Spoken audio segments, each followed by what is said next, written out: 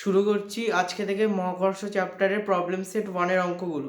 আমার এই চ্যানেলে সব চ্যাপ্টারেরই ছায়া প্রকাশনী বইয়ের এমসিকিউ থেকে শুরু করে প্রবলেম সেট 1-2 সবই সলভ করা হবে, ঠিক আছে?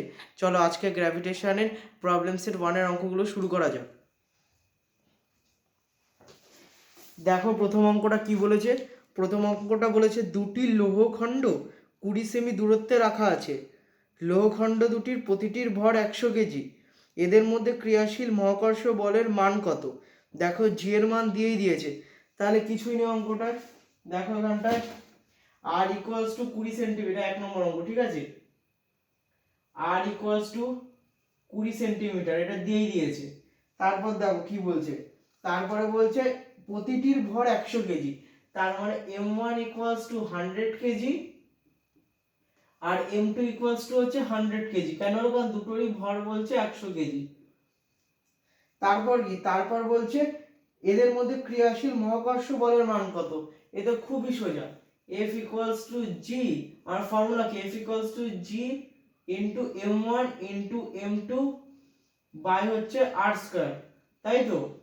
এবার ভালোভাবে দেখো প্রশ্নে দেখো উত্তরটা দেখো সিজিএস নিউটন, সরি, দেখো উত্তরটা দেখো এসআই এককে আছে, কিন্তু আমার আর এর মানটা দেখো সেন্টিমিটার, মানে সিজিএস এককে আছে আর এর মানটা।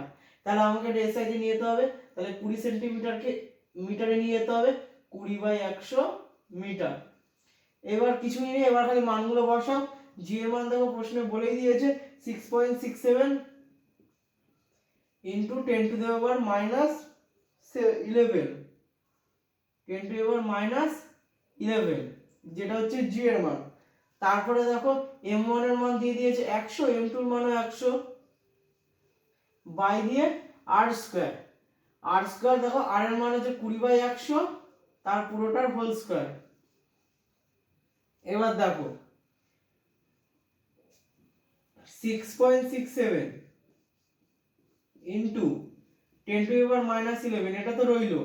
এইবার 100 ইন্টু 100, 100 ইন্টু 100 মানে হচ্ছে 100 ইন্টু 100, এটাকে আমরা লিখতেই পারি 10 টু দি পাওয়ার 4। 100 ইন্টু 100 কে আমরা কি লিখতে পারি, 10 টু দি পাওয়ার 4। তাহলে এটা এখানে লিখলাম into 10 to the power 4 by, এখানে দেখো 20/100 তার স্কয়ার আছে, এখানে 20 ইন্টু 20 লিখলাম। আর এখানটা হচ্ছে এবার এবার এইটা এতটা হয়ে গেলে দেখো, তারপরে আমি পরের পার্টটা করছি।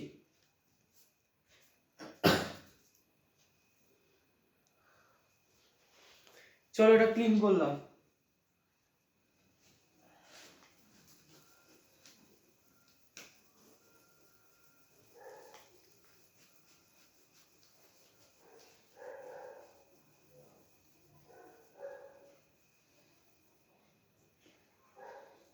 দেখো তাহলে আমার এফ এর মানটা কত বেরোয়। এফ এর মানটা হবে 6.67 into 10 to the power minus 6.67 10 to the power minus 7 into 100 into 100 by 20 into 20, তাই তো? এবার দেখো, এবার দেখো 20 20 এখানে উপরে দুটো 5 গেল, তাহলে f ইকুয়ালস টু, এটা ক্যালকুলেটরে মেরে দেখবে 25 into 6.67 into 10 to the power minus 7, এটা আসলে f এর মান। এবার এটা ক্যালকুলেটরে মারবে, দেখবে এটার উত্তর আসবে হচ্ছে 1.67 into 10 to the power minus 5 এত নিউটন, মানে এসআই একক f এর মানটা আসবে। এটা ক্যালকুলেটর মিলে দেখবে, এটা তো ক্যালকুলেটর ছাড়া সম্ভব না। খালি কিছুই না, এই অঙ্কটায় সব আর এর মান, m1 m2 মানে মানে সবই দিয়ে দিয়েছে, জি এর মানও দিয়ে দিয়েছে।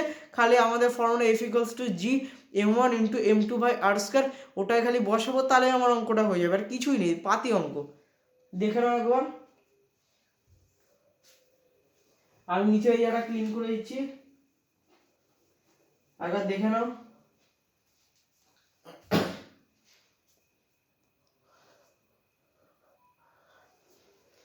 চলো এবার মুছলাম।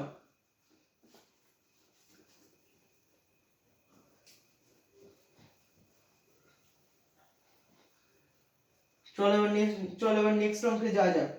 কি বলছে নেক্সট অঙ্কে, দেখো বলছে 50 কেজি এবং 10 কেজি ভর বিশিষ্ট দুটি গোলকের কেন্দ্র দুটির মধ্যবর্তী দূরত্ব 30 সেন্টিমিটার।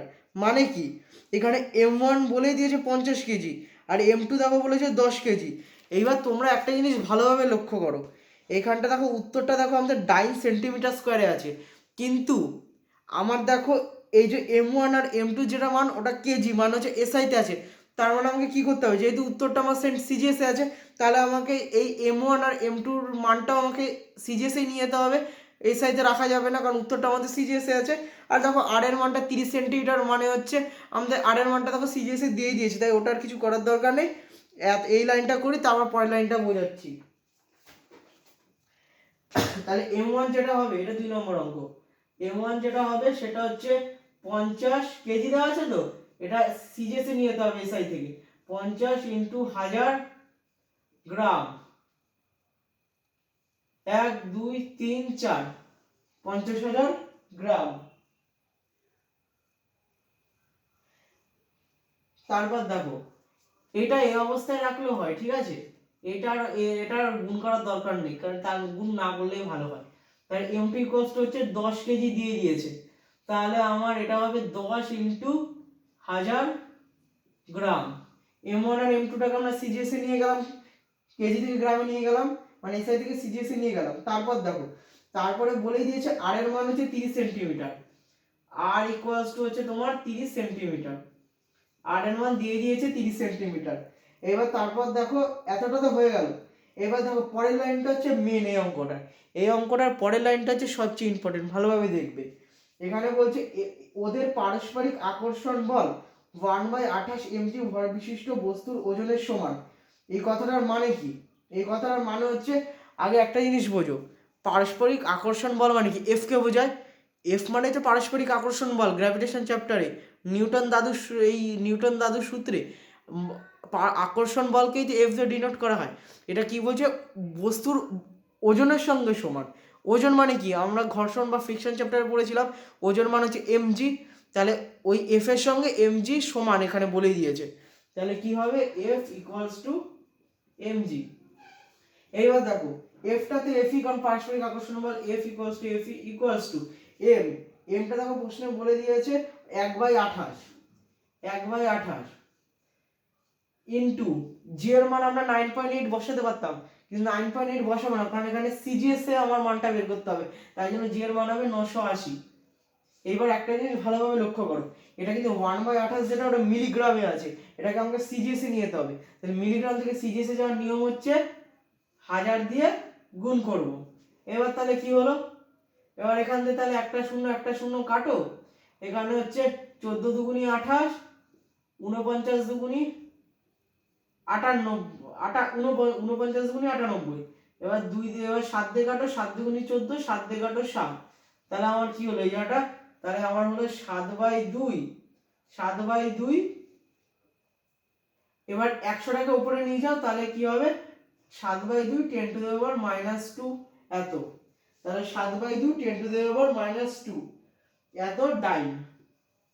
এটা হচ্ছে আমার এফ এর মান, এই যে আমার এফ এর মান যেটা বের হলো, এটা হচ্ছে 7/2 × 10⁻², এত ডাই।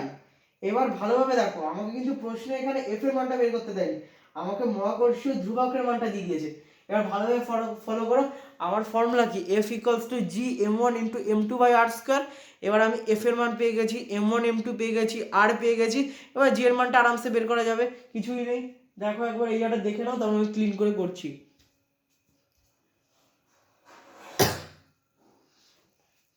চলো ক্লিন করে দিই।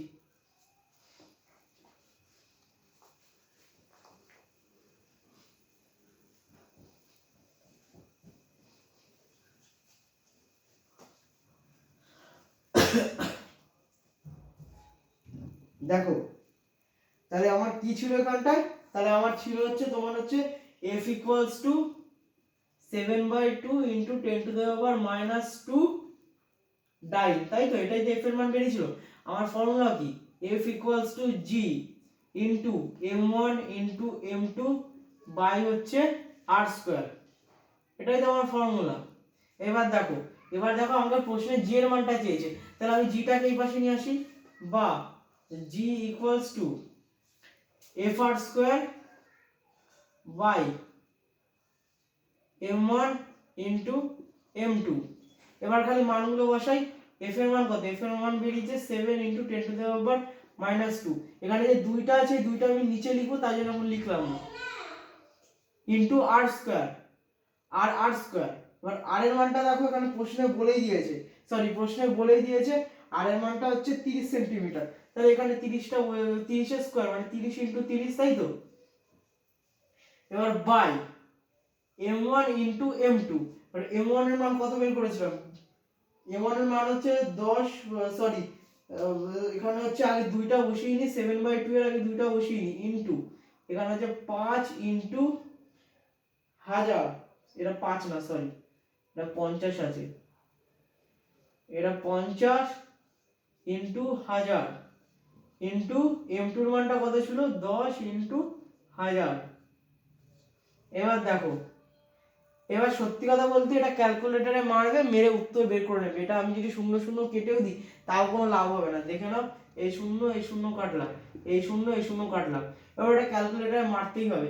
এবার ক্যালকুলেটরে মারবে, দেখবে উত্তর আসবে, আমি বলেছি উত্তরটা, এটার উত্তরটা আসবে হচ্ছে তোমার, দাঁড়াও, 63 ইন্টু 10⁻⁻9। এবার ইউনিট কি আছে, এত ডাইভ সেন্টিমিটার স্কোয়ার, এটা হবে উত্তর। এটা ক্যালকুলেটরে মারতেই হবে, কিছু করার নেই। কারণ আমি দেখো শূন্য শূন্য কেটে দিলাম, তারপর আমার কোনো লাভ হলো না, আমাকে তো ক্যালকুলেটর ব্যবহার করতেই হবে। তাহলে আমি প্রথম লাইন থেকে ক্যালকুলেটর ব্যবহার করি, তাহলেই তো আমার সুবিধা হবে। দেখে নাও অঙ্কটা, পরের অঙ্কটায় যাবো।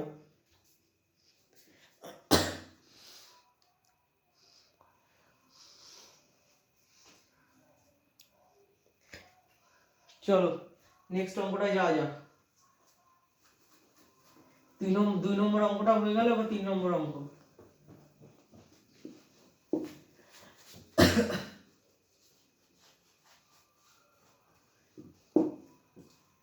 চলো এবার 3 নম্বর অঙ্ক। এবার 3 নম্বর অঙ্কটা দেখো বলেছে ভূপৃষ্ঠ থেকে কত উচ্চতায় উঠলে, দেখো বলেছে ভূপৃষ্ঠ থেকে কত উচ্চতায় উঠলে অভিকর্ষজ ত্বরণের মান ভূপৃষ্ঠস্থ মানের অর্ধেক হবে, পৃথিবীর ব্যাসার্ধ দিয়ে দিয়েছে। এইবার এই জায়গাটা একটু বোঝার আছে, দেখো এই জায়গাটা একটু ভালোভাবে বুঝবে। এইটা ধরো পৃথিবীর আপার সারফেস, ঠিক আছে। এবার এইটা ধরো আর ব্যাসার্ধ, এটা আরটা হচ্ছে পৃথিবীর ব্যাসার্ধ।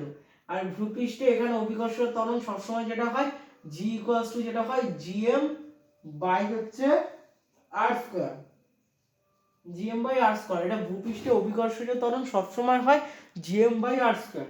এইবার হচ্ছে ভূপৃষ্ঠ থেকে ডি গভীরতায় যদি আমি নামি, তাহলে তার জন্য যে অভিকর্ষজ ত্বরণ হয় g dash equals to g 1 minus d by r। এবার আমি যদি ভূপৃষ্ঠ থেকে ডি গভীরতায় নামি, তাহলে আমার যে অভিকর্ষজ ত্বরণ হয় সেটা হচ্ছে g dash equals to g 1 minus d by r।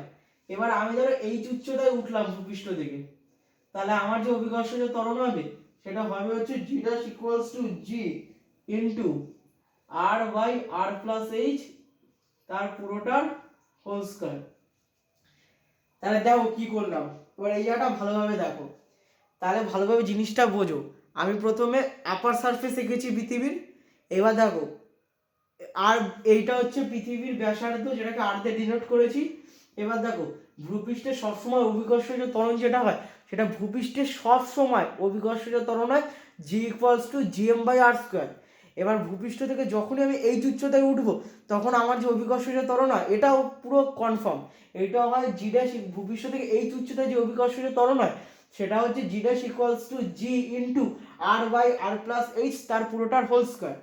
এইবার হচ্ছে আমি যদি ভূপৃষ্ঠ থেকে ডি গভীরতায় নামি, তাহলে আমার যে অভিকর্ষ মানে ভূপৃষ্ঠ থেকে যদি ডি গভীরতায় নামি, তাহলে তার জন্য যে অভিকর্ষ ত্বরণ হয় সেটা হচ্ছে G dash equals to G 1 minus D by R. এটা একটু দেখে নাও, কারণ এই তিনটে, কারণ এই যে এই ফর্মুলাটা এবং এই ফর্মুলাটা, এই তিনটে ফর্মুলার উপর বেস করে এখন অঙ্কগুলো হবে, তাই একবার দেখে নাও।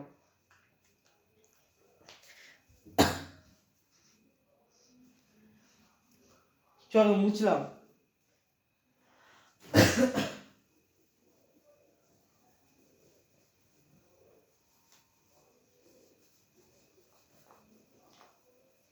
এবার দেখো অঙ্কগুলো। এবার তাহলে তখন কি পড়েছিলাম, তাহলে তখন আমরা অঙ্কটায় পড়েছিলাম ভূপৃষ্ঠ থেকে কত উচ্চতায় উঠলে অভিকর্ষজ ত্বরণের মান ভূপৃষ্ঠস্থ মানের অর্ধেক হবে। পৃথিবীর ব্যাসার্ধ 6400 কিলোমিটার দিয়ে দিয়েছে আমাদের। এবার দেখো তাহলে, তাহলে এই দেখো ভূপৃষ্ঠ থেকে কত উচ্চতায় উঠলে, মানে আমার কিন্তু এখানে গভীরতার কথাও বলেনি, ভূপৃষ্ঠের কথাও বলেনি, আমাকে বলে যে ভূপৃষ্ঠ থেকে কত উচ্চতায় উঠলে।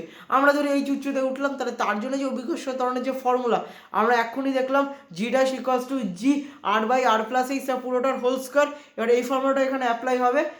এইবার এই জায়গাটা ভালোভাবে দেখো কি করছি। তাহলে আমার ভূপৃষ্ঠ থেকে এইচ উচ্চতা অভিকর্ষ ত্বরণের ফর্মুলা কি, G dash equals to G into R by R plus H তার পুরোটার হোল স্কোয়ার, তাই তো, G dash equals to G R by R plus H তার পুরোটার হোল স্কোয়ার। এটা হচ্ছে ভূপৃষ্ঠ থেকে এইচ উচ্চতায় উঠলে তার জন্য অভিকর্ষ ত্বরণ এইটা হয়।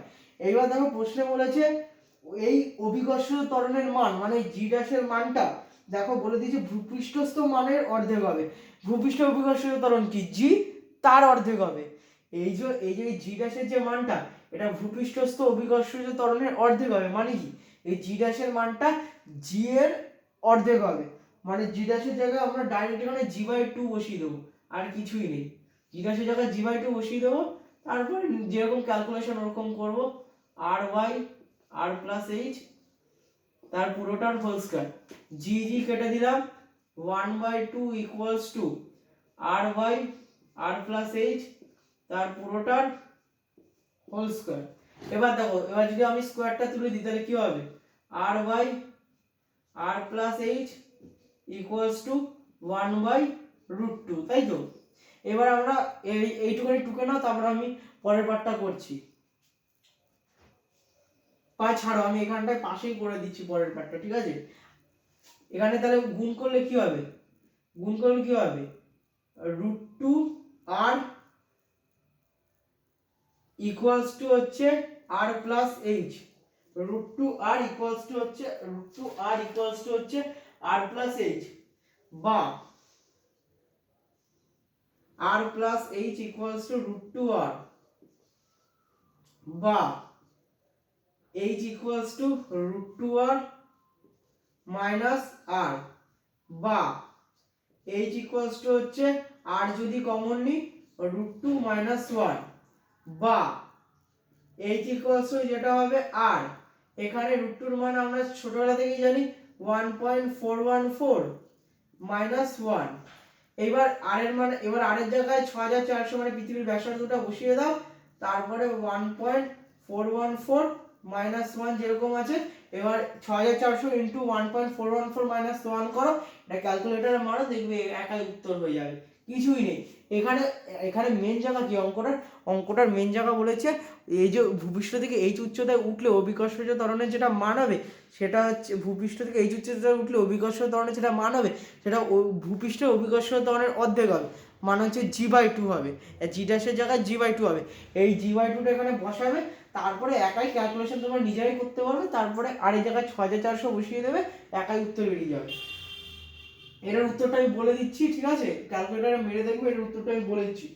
এটার উত্তরটা হবে হচ্ছে 2650 কিলোমিটার, 2650 কিলোমিটার, ঠিক আছে। এটার উত্তরটা হবে 2650 কিলোমিটার।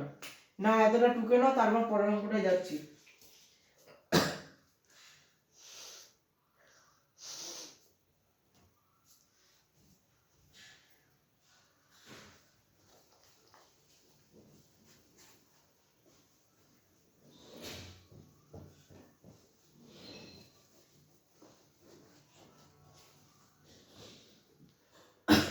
চলো এবার 4 নম্বর অঙ্কটায় যাওয়া যাক।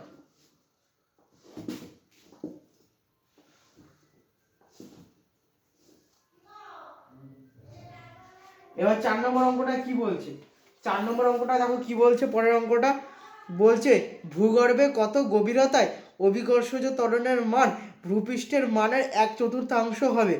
এখানে বলেছে পৃথিবীকে আর ব্যাসার্ধের একটি সুষম ঘন বিশিষ্ট গোলক হিসেবে ধরে নাও। এবার দেখো প্রশ্ন কি বলেছে, এবার এখানে গভীরতা বলেছে। আগেরটা যেহেতু উচ্চতার কেস ছিল তাই জন্য এইচ উচ্চতার ফর্মুলা বসিয়েছিলাম, G dash equals to G R by R plus H তার পুরোটার হোল স্কয়ার। কিন্তু এখানে গভীরতার অঙ্ক আছে, এখানে গভীরতা বলেছে, তাহলে আমরা গভীরতার ফর্মুলাটা ব্যবহার করব। গভীরতার ফর্মুলাটা কি ছিল, G dash equals to G into 1 minus D by R. এখানে ওই ফর্মুলাটা অ্যাপ্লাই করলেই অঙ্কটা হয়ে যাবে। দেখো আমি করে দিচ্ছি, দেখো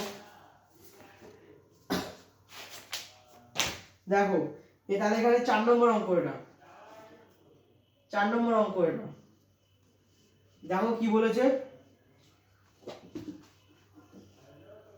4 নম্বর অঙ্ক দেখো কি বলেছে। তাহলে আমার এখানে আগে ফর্মুলাটা লিখে নি গভীরতার, G dash equals to G 1 minus D by R. এটা হচ্ছে আমার গভীরতার formula, G dash equals to G 1 minus D by R. এইবার দেখো বলেছে প্রশ্নটা, বইয়ের দিকে তাকাও তাহলে বুঝতে পারবে। এখানে প্রশ্নটায় বলেছে এখানে অভিকর্ষ ত্বরণের মানে এই জি ড্যাশের যেটা মানটা সেটা হচ্ছে ভূপৃষ্ঠের মানের 1/4, মানে জি ড্যাশের যে মানটা মানে হচ্ছে ভূপৃষ্ঠ থেকে ডি গভীরতায়, ভূপৃষ্ঠ থেকে ডি গভীরতায় এখানে জি এর যে মানটা সেটা হচ্ছে জি ভূপৃষ্ঠ অভিকর্ষ ত্বরণের অর্ধেক, মানে জি ড্যাশে যেটা মানটা হবে সেটা হচ্ছে জি ইন্টু 1/4 হবে। মানে এখানটায় জি ড্যাশের জায়গায় হবে জি ইন্টু 1/4। তাহলে এবার equals to G 1 minus D by R, যেরকম আছে ডি বাই আরটা বসিয়ে দিলাম এখানে, ডি বাই আর যেটা আছে ডি বাই আরটা এখানে বসিয়ে দিলাম, আর কিছুই নেই। এইবারে কিছুই নেই, জি বাই 4 লিখলাম, জি/4 equals to G 1 minus D by R, তাই তো। এইবার দেখো আমাকে কিন্তু এখানে ডি এর মানটা ক্যালকুলেশন করতে হবে। তাহলে জি জি কেটে দিলাম, 1/4 ইকুয়ালস টু হচ্ছে 1 মাইনাস ডি বাই আর, তাই তো। এবার হচ্ছে বা এখানে দেখো 1/4 minus 1/4 minus 1 equals to minus D by R, তাই তো। এবার আমি পাশে করছি, যেহেতু আমার জায়গা নেই আমি পাশে করছি। তাহলে 1/4 মাইনাস 1 করলে কি হয়, মাইনাস 3/4, তাই তো। Minus 3/4 equals to minus D by R. এইবার উভয় পক্ষে মাইনাস মাইনাস কেটে দিলাম, বা এবার বোথ সাইড কোনাকুনি গুণ যেরকম আমরা করি ওই রকমই করতে হবে। তাহলে ডি এর যে মানটা হবে সেটা হচ্ছে 3r/4, এখানে ডি এর যে মানটা হবে সেটা হচ্ছে 3/4। এটাই হচ্ছে আমাদের অ্যানসার চেয়েছে, মানে প্রশ্নে মানে উত্তরে এইভাবে দিয়েছে ডি ইকুয়ালস টু 3/4 আর, প্রশ্নে এইভাবে দিয়েছে। দেখো উত্তরটা মিলে গেল। তাহলে এখানে কিছুই নেই, মেন যে জায়গাটা সেটা হচ্ছে এখানে ভূপৃষ্ঠ থেকে ডি গভীরতায় যে অভিকর্ষ ত্বরণ সেটা বলছে ভূপৃষ্ঠের অভিকর্ষ ত্বরণের 1/4, আর কি মানে জি ড্যাশের জায়গায় জি ইন্টু 1/4 বসালেই তারপর ক্যালকুলেশন করবে, একাই উত্তর মিলে যাবে। দেখে নাও অঙ্কটা।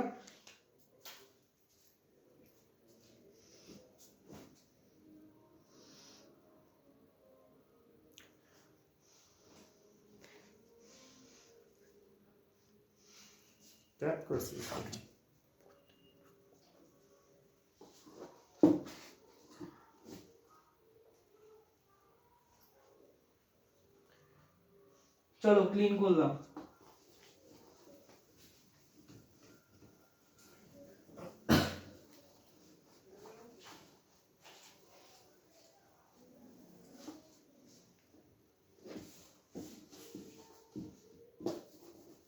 চলো পরের অঙ্কটা। তাহলে পরের অঙ্কটা কি বলছে, পরের অঙ্কটা কি বলছে, বলছে কোনো গ্রহের, পরের অঙ্কটা দেখো বুঝতে পারবে। কোনো 5 নম্বর অঙ্ক এটা, কোনো গ্রহের ভর ও ব্যাসার্ধ পৃথিবীর ভর ও ব্যাসার্ধের অর্ধেক হলে ওই গ্রহের পৃষ্ঠ অভিকর্ষজ ত্বরণ কত। মানে আমাকে কিছুই না, এখানে ভালোভাবে বোঝো। এখানে বলেছে কোনো গ্রহের ভর ও ব্যাসার্ধ মানে পৃথিবীর, এক কথায় ভূপৃষ্ঠে পৃথিবীর অভিকর্ষ ত্বরণ কত হয়। ভূপৃষ্ঠে পৃথিবীর অভিকর্ষ ত্বরণ সবসময় কি হয়, G equals to GM by R square. ভূপৃষ্ঠে সবসময় অভিকর্ষ ত্বরণ হয় G equals to GM by R square. এবং তাহলে ভাবো এবার ওই গ্রহটার ক্ষেত্রে বলছে পৃথিবীর ভর ও ব্যাসার্ধের অর্ধেক, তাহলে কিছুই না, ভূপৃষ্ঠ অভিকর্ষ ত্বরণটা প্রথমে লিখে তারপর গ্রহের ওখানে ওই মাস আর ওখানে রেডিয়াসের জায়গায় হাফ বসালেই আমার উত্তর মিলে যাবে। দেখো করছি বুঝতে পারবে। তাহলে ভূপৃষ্ঠের অভিকর্ষ ত্বরণ মানে এখানে 5 নম্বর প্রশ্ন, এটা ভূপৃষ্ঠের যে অভিকর্ষ ত্বরণ সেটা কি হয়, সেটা হচ্ছে G equals to GM by R square, তাই তো। এটাই তো হয় জিএম বাই আর স্কয়ার। এবার প্রশ্নে এবার এটা হচ্ছে পৃথিবী, এটা হচ্ছে পৃথিবীর অভিকর্ষ ত্বরণ। এবার হচ্ছে ওই গ্রহের ক্ষেত্রে যেটা হবে সেটাকে আমরা জি ড্যাশ ধরলাম, জি ড্যাশ ইকুয়ালস টু, জি তো কনস্ট্যান্ট, জি তো সব গ্রহের ক্ষেত্রেই কনস্ট্যান্ট, তাই ওটা জি জি থাকবে ইনটু এম। দেখো বলেছে মানে এখানে পৃথিবীর বলেছে অভিকর্ষ ত্বরণের অর্ধেক, তাহলে এটা হবে এম বাই টু।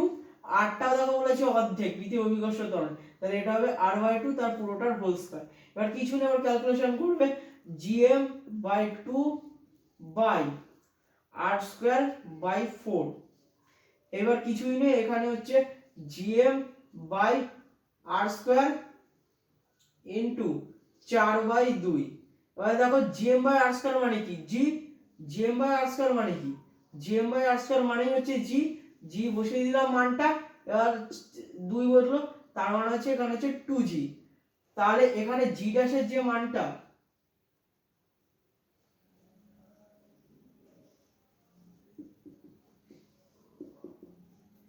দেখো এখানে জি ড্যাশের মানটা কত বেরোলো, তাহলে ক্যালকুলেশন করে জি ড্যাশের মানটা বেরোলো 2g। এবার দেখো প্রশ্নে জি এর মান বলেই দিয়েছে 980, দেখো প্রশ্নে জি এর মান এখানে 980 বলেই দিয়েছে, তাহলে জি ড্যাশ ইকুয়ালস টু 2 ইনটু 980, তাহলে কি হলো, এটা হবে হচ্ছে 1960। এক কথা 1960 সেন্টিমিটার পার সেকেন্ড স্কয়ার, মানে সিজিএস এ।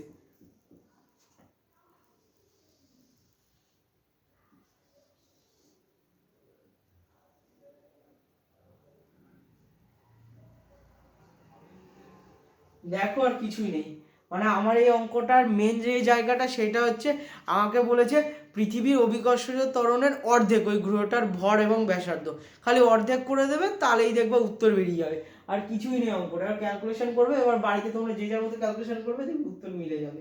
দেখে নাও, পরের অঙ্কটায় যাবো।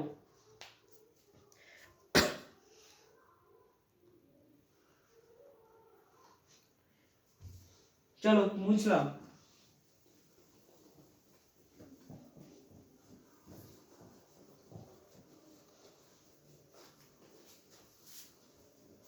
চলো নেক্সট অঙ্ক।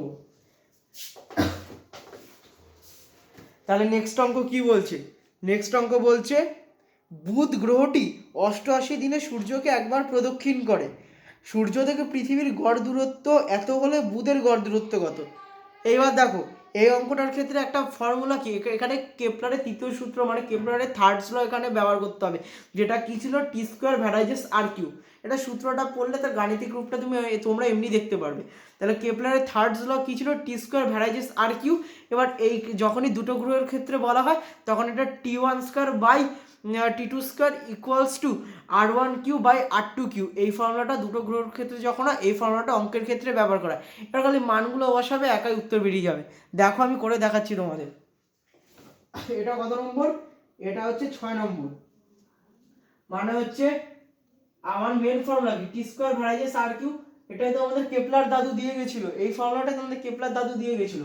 এবার এখানে কি কিছুই না, যখন দুটো গ্রহের ক্ষেত্রে হবে এটা T one square by T two square equals to r1, এটা সরি এটা না ছোট হাতের আর হবে, ঠিক আছে আমি ভুল লিখেছি, এটা আর কিউ, এটা r1 Q by r2 Q. এবার খালি মানগুলো বসাও, এবার খালি মানগুলো বসাও। এখানে টি1 কি বলো তো, এখানে টি1 হচ্ছে পৃথিবী সূর্যকে একবার প্রদক্ষিণ করে যে সময়, একবার প্রদক্ষিণ করে যে সময়। আর টি2 মানে কি বলতো, টি2 মানে হচ্ছে ওই গ্রহটা, মানে কোন গ্রহটা, বুধ গ্রহটা, বুধ সূর্যকে একবার প্রদক্ষিণ করে যে সময়। এখানে টি1 আর টি2 এটাই বোঝাচ্ছে। আর আর1 কি বোঝাচ্ছে, আর1 বোঝাচ্ছে হচ্ছে পৃথিবী থেকে সূর্যের ব্যাসার্ধ। আর এখানে এখানে আর1 এখানে আর1 হচ্ছে পৃথিবীর ব্যাসার্ধ, আর আর2 হচ্ছে যেটা ওটা হচ্ছে বুধের ব্যাসার্ধ। এবার আমরা সবাই জানি পৃথিবীর ব্যাসার্ধ 6400 কিলোমিটার, আর বুধেরটা ওটাই আমাকে আর2 বের করতে দিয়েছে। আর টি1 দেখো প্রশ্ন, আর টি1 তো আমরা সবাই জানি পৃথিবী সূর্যকে একবার প্রদক্ষিণ করে 365 দিনে, তাহলে T1 এর জায়গায় 365 লিখবো। আর T2 দেখো প্রশ্নে বলে দিয়েছে বুধ সূর্যকে একবার প্রদক্ষিণ করে 88 দিনে, তাহলে T2 এর জায়গায় এখন 88 লিখবো। এবার খালি মানগুলো বসলে আমাদের উত্তর বেরিয়ে যাবে। দেখো করে দিচ্ছি। আমি তার আগে না T1 আর T2টা মুছে দিচ্ছি, নাহলে করতে পারবো না। আশা করি তোমরা লিখে নিয়েছো এতটা।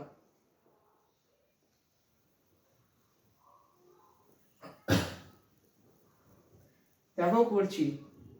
তাহলে এখানে T1 এর জায়গায় 365 কেন লিখলাম? কারণ পৃথিবী সূর্যকে একবার প্রদক্ষিণ করতে যে সময় নেয় সেটা হচ্ছে 365, তার স্কোয়ার বাই টি স্কোয়ার। মানে কি? মানে যে বুধ সূর্যকে এক পাক প্রদক্ষিণ করে যে সময়, এখানে দেখো সময়টা বলেই দিয়েছে বুধ গ্রহটি 88 দিনে সূর্যকে একবার প্রদক্ষিণ করে। তাহলে এখানে 88 তার square equals to R1 cube. R1 cube মানে কি? R1 মানে হচ্ছে পৃথিবীর ব্যাসার্ধ কত, 6400 কিলোমিটার, তার কিউব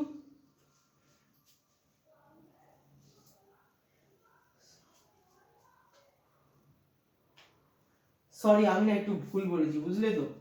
এখানে R1 মানে হচ্ছে পৃথিবীর ব্যাসার্ধ না, এখানে R1 আমি না প্রথমেই ঠিক বলেছিলাম। R1 মানে হচ্ছে পৃথিবী ও সূর্যের মধ্যে গড় দূরত্ব, ঠিক আছে।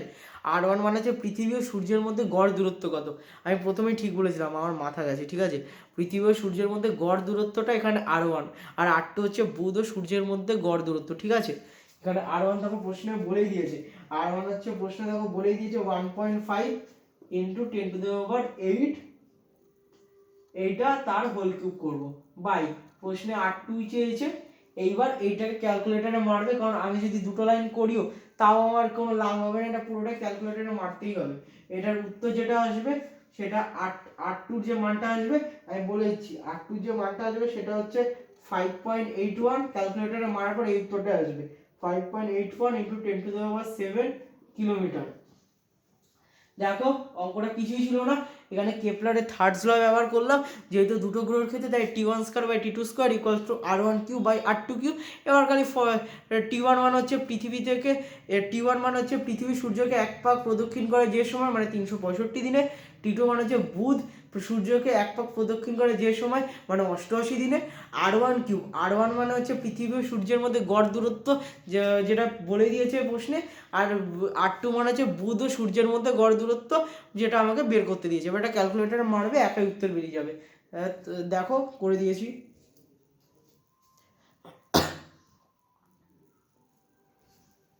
মুছলাম।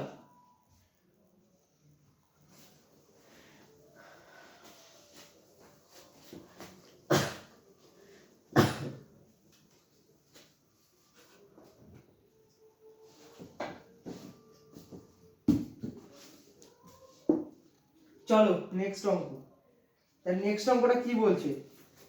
নেক্সট অঙ্কটা বলছে পৃথিবীর পৃষ্ঠ থেকে কত উচ্চতায় অভিকর্ষজ ত্বরণের মান ভূপৃষ্ঠের মানের 25% হ্রাস পাবে। একই অঙ্ক, কিছুই তো নেই। এখানে খালি জি ড্যাশের জায়গায় জি মাইনাস জি ইন্টু 25/100 এটা বসালেই তো উত্তর মিলে যাবে। অঙ্কটাতে তো আর কিছুই নেই, আগের অঙ্কের মতোই। দেখো এখানে প্রশ্ন বলেছে পৃথিবী পৃষ্ঠ থেকে কত উচ্চতায় অভিকর্ষ ত্বরণের মান ভূপৃষ্ঠের মানের 25% হ্রাস পাবে। আমার কত উচ্চতায়, মানে আমাকে এখানে এইচ উচ্চতায়, মানে ওই ফর্মুলাটা ব্যবহার করতে হবে। এইচ উচ্চতায় অভিকর্ষ ত্বরণের ফর্মুলাটা ব্যবহার করতে হবে। সেটা কি ছিল? সেটা ছিল হচ্ছে জি ড্যাশ ইকুয়ালস টু, এটা কত নম্বর, এটা 7 নম্বর মনে হয়, হ্যাঁ। G dash equals to G into R by R plus H তার পুরোটার হোল স্কয়ার। এটাই তো ছিল আমার ভূপৃষ্ঠ থেকে এইচ উচ্চতা অভিকর্ষজ ত্বরণ। এবার দেখো, এবার আমাকে জি ড্যাশের জায়গায় কি বসাতে হবে? জি মাইনাস জি ইন্টু 25/100। জি মাইনাস জি ইন্টু 25/100। কেন এটা বসালাম? দেখো প্রশ্নে বলেই দিয়েছে, এখানে দেখো প্রশ্নে বলেই দিয়েছে অভিকর্ষজ ত্বরণের মান এইচ উচ্চতা, মানে জি অভিকর্ষ ত্বরণের মান, মানে জি ড্যাশের যে মানটা হবে সেটা হচ্ছে 25% হ্রাস পাবে ভূপৃষ্ঠের অভিকর্ষজ ত্বরণের। তাহলে কার হ্রাস পাবে? ওই ভূপৃষ্ঠের অভিকর্ষ ত্বরণে। তাই প্রথমে জিটা বসালাম, হ্রাস পাবে বলে মাইনাস বসালাম। এর বলেছে এবার কার হ্রাস পাবে, মানে জি এর হ্রাস পাবে, মানে ভূপৃষ্ঠ অভিকর্ষ ত্বরণের 25% হ্রাস পাবে। তাই জন্য এখানে জি মাইনাস জি ইন্টু 25/100 হবে, ঠিক আছে। এবার সিম্পল ক্যালকুলেশন, আর কিছুই নেই। Equals to G into R Y R plus H তার পুরোটার হোল স্কয়ার। এবার দেখো জি, এবার কিছুই নেই অঙ্কটা। এবার এখান থেকে যদি 25/100 করি 1/4 হবে, 1/4 হবে। তারপর দেখো কি হচ্ছে, তাহলে এখান থেকে আমরা লিখতেই পারি 3g/4, 3g/4 ইকুয়ালস টু হচ্ছে তোমার g r/r+h তার পুরোটার হোল স্কয়ার, তার পুরোটার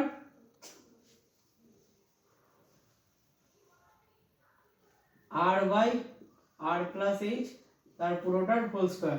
জি জি কেটে দাও, তাহলে এখান থেকে যদি উভয় পাশে বর্গ তুলে দিই তাহলে কি হবে, r/r+h ইকুয়ালস টু √3/2।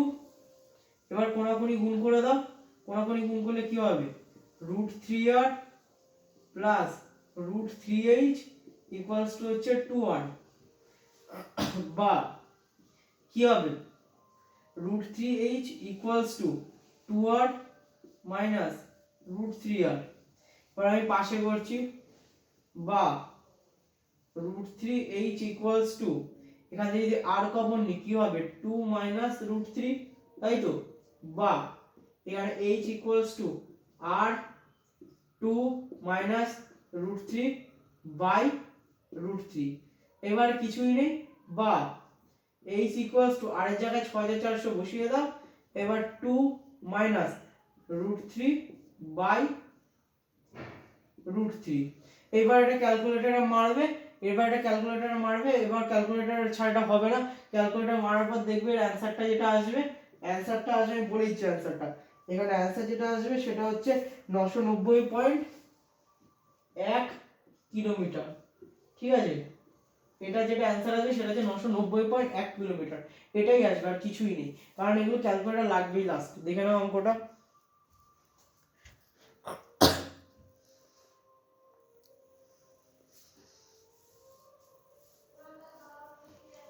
চলো এই অঙ্কটা হয়ে গেল। এবার নেক্সট অঙ্ক,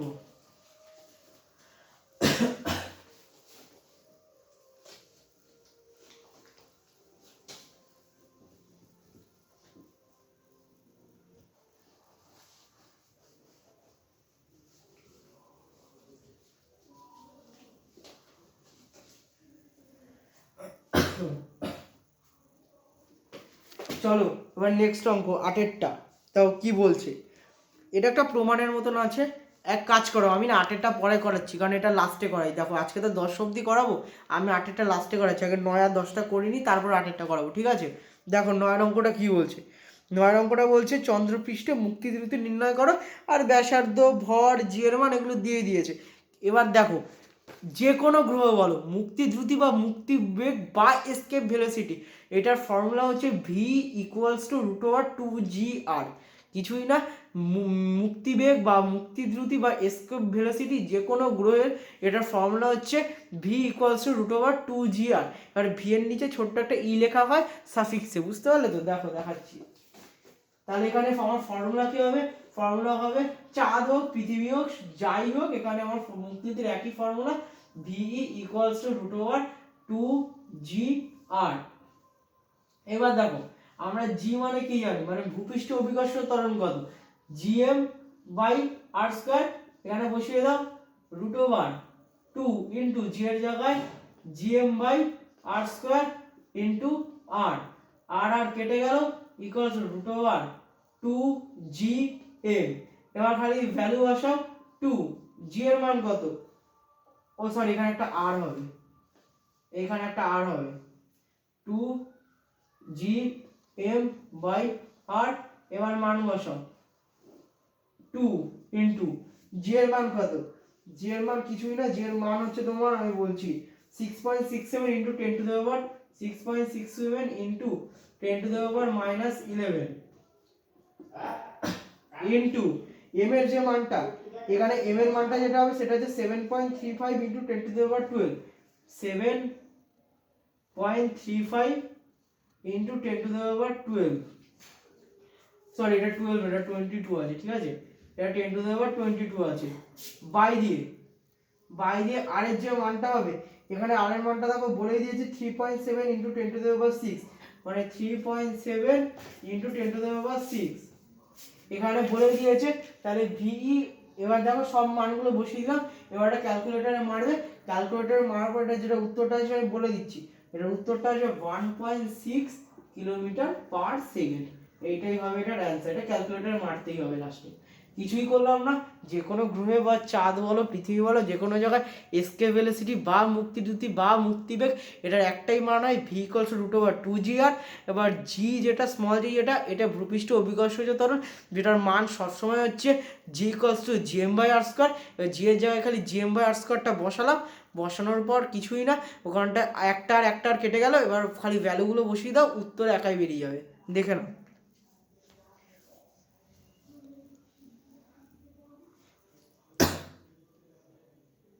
চলো ক্লিন করছি।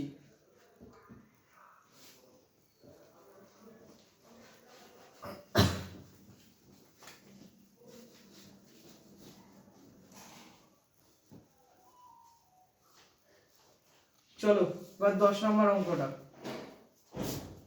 এবার 10 নম্বর অঙ্কটা দেখো। দেখো 10 নম্বর অঙ্কটা কি বলছে। তাহলে 10 নম্বর অঙ্কটা বলছে একটি কৃত্রিম উপগ্রহ ভূপৃষ্ঠের খুব কাছাকাছি থেকে পৃথিবীর চারদিকে আবর্তিত হচ্ছে, উপগ্রহটির পর্যায়কাল নির্ণয় করো। দেখো এই যে 10 নম্বরে যে অঙ্কটা দিয়েছে, এই অঙ্কটা একটা এসএইচএম বলে পরে একটা চ্যাপ্টার পড়বে, ওই চ্যাপ্টারে আরও ভালোভাবে বুঝতে পারবে।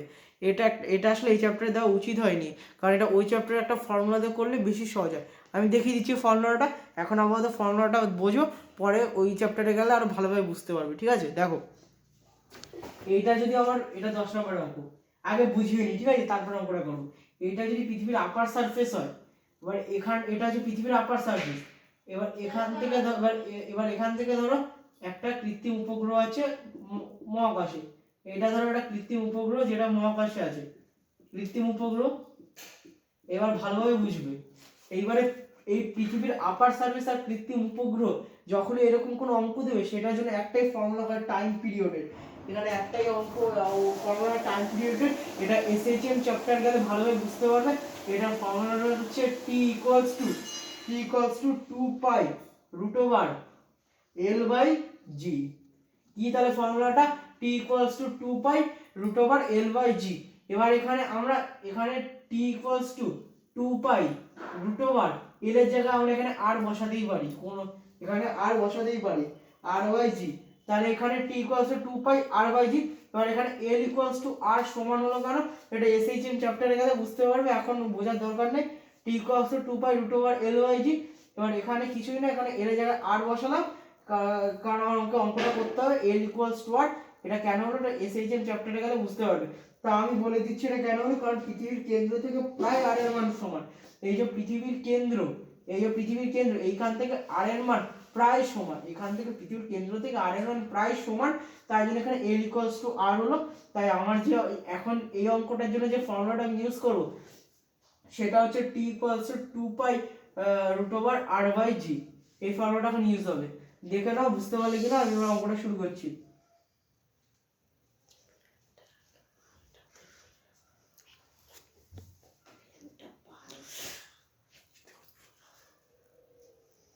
চলো এবার আমি ক্লিন করলাম।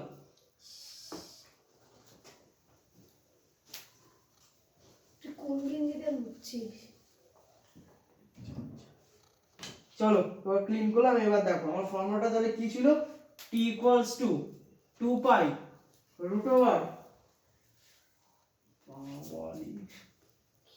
আর বাই জি। তাহলে root over R by G এই ফর্মুলাটা আমার ব্যবহার হচ্ছে, root over R by G এই ফর্মুলাটা ব্যবহার হচ্ছে।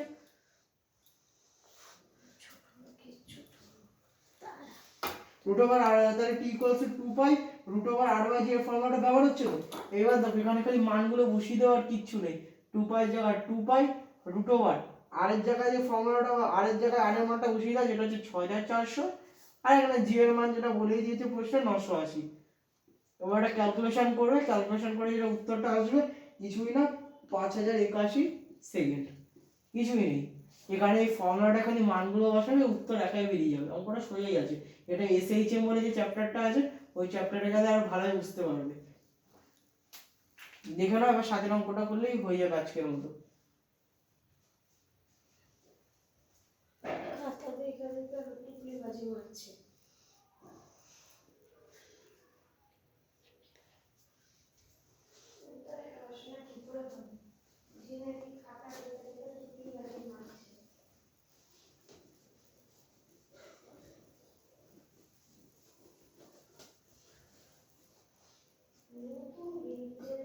চলো এবার 7 নম্বর যে অঙ্কটা বাকি ছিল আর ওই অঙ্কটা করলেই হয়ে যাবে। কি বলছে, বলছে পৃথিবী পৃষ্ঠ থেকে কত উচ্চতায়, 7 নম্বর অঙ্কটা, 7 নম্বর না সরি 8 নম্বর অঙ্কটা বলছে দেখাও পৃথিবী নিজ অক্ষের চারিদিকে আবর্তন না করলে নিরক্ষরেখা অভিকর্ষ ত্বরণের মান বর্তমান মান অপেক্ষা 3.38 সেন্টিমিটার পার সেকেন্ড স্কোয়ার বৃদ্ধি পেত। পৃথিবীর ব্যাসার্ধ দিয়ে দিয়েছে এখানে, তাহলে দেখো ভালোভাবে। আগে এই জায়গাটা বলি, এটা 8 নম্বর আগে বুঝিয়ে নিচ্ছি, ঠিক আছে। এটা ধরো পুরো পৃথিবী, এটা ধরো পুরো পৃথিবী, এবার এটা ধরো পৃথিবীর পুরো পৃথিবী, এবার এটা হচ্ছে অক্ষের, এটা হচ্ছে পৃথিবীর অক্ষ, এবার পৃথিবীর অক্ষ, এবার এটা ধরো পৃথিবীর অক্ষ, এটা যদি পৃথিবীর অক্ষ হয়, এবার এইটা ধরো নিরক্ষরেখা পৃথিবী, এইটা ধরো পৃথিবীর নিরক্ষরেখা। এবার এইটুখানে জানো তো পৃথিবীর নিরক্ষরেখা পৃথিবীর অক্ষের সঙ্গে কত ডিগ্রি কোণ করে থাকে, 0 ডিগ্রি কোণ করে থাকে। তাই জন্য এখানটায় এই পৃথিবীর নিরক্ষরেখা তার অক্ষ, পৃথিবীর অক্ষের সঙ্গে 0 ডিগ্রি কোণ করে থাকে। তাই জন্য এখানে cos থিটা যে মানটা আমরা ব্যবহার করব সেটা cos 0 ডিগ্রি ব্যবহার করব। আর এখানে কিছুই নেই, আর এখানে সেরকম বলার কিছু নেই। এবার এইটার জন্য যে পৃথিবীর আহ্নিক গতির জন্য যে ফর্মুলাটা হয় সেটা কি হয়, পৃথিবীর আহ্নিক গতির জন্য যে ফর্মুলাটা হয় সেটা হচ্ছে g dash equals to g minus omega square r cos square theta. এইবারে এই ফর্মুলাটা দিয়ে অঙ্কটা হবে, কিছুই নেই। এবার এই ফর্মুলা দিয়ে অঙ্কটা হবে। আমাকে প্রশ্নে যেটা চেয়েছে সেটা হচ্ছে g minus g dash equals to omega square r cos square theta. আমাকে এখানে g মাইনাস g ড্যাশ এইটার মানটাই প্রশ্নে চেয়েছে। দেখে নাও এইটার মানটাই আমাকে প্রশ্নে চেয়েছে। দেখো তো এবার করছি অঙ্কটা।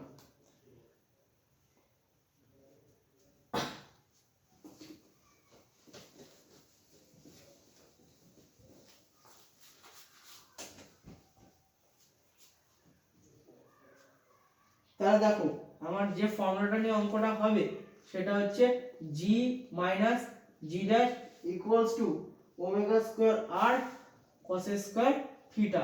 এবার আমি বললাম cos স্কোয়ার থিটার জায়গায় এখানে আমরা omega square r cos square থিটার জায়গায় 0 বসাবো। কেন 0 বসাবো, কারণ পৃথিবী নিরক্ষরেখা তার অক্ষের সঙ্গে 0 ডিগ্রি কোণ করে থাকে।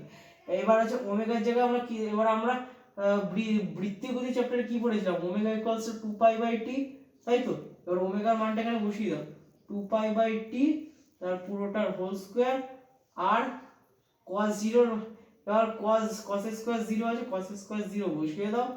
এবার দেখো 2 পাই মানে কি 4 pi square by T square আর এবার cos স্কোয়ার 0, এবার cos স্কোয়ার 0 মানে হচ্ছে এখানে 90 ইনটু 90, cos 0 এর মান কত, সরি এটা হবে হচ্ছে তোমার যে cos 0, হ্যাঁ cos 0 এর মান তো 90 ইনটু 90, ঠিকই তো 90 ইনটু 90।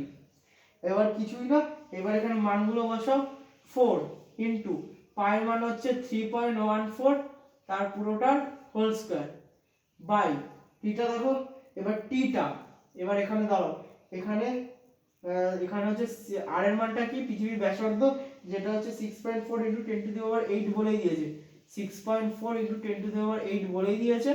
আর এখানে 90 ইনটু 90 যেরকম আছে বসিয়ে দিলাম, আর এখানে টি স্কোয়ার।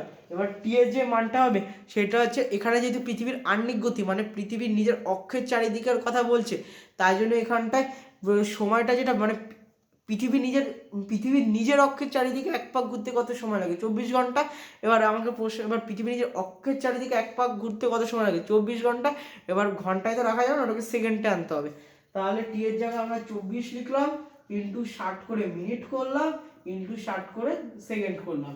এইবারে এইটা ক্যালকুলেশন করবে, এটা ক্যালকুলেশন করে ক্যালকুলেটরে মারবে, যে উত্তরটা আসবে সেটা হচ্ছে 3.38, যেটা প্রশ্ন বলেই দিয়েছে। মানে এটা প্রমাণ দেখা যাবে, এটা সমান দেখা যাবে সেন্টিমিটার পার সেকেন্ড স্কয়ার, এটাই উত্তর বেরোবে। ক্যালকুলেটরে মারবে এটাই উত্তর বেরোবে। দেখো কিছুই নেই, ফর্মুলাটা বের করে জি মাইনাস জি ড্যাশটা এখানে বের করতে দিয়েছে, omega equals to 2 pi by T এখানে বলেই দিয়ে, মানে আমরা তো জানি বৃত্তীয় গতি চ্যাপ্টারে, এবার খালি মানগুলো বসিয়েছি লাস্টে, এটাই উত্তর। দেখো হয়ে গেছে।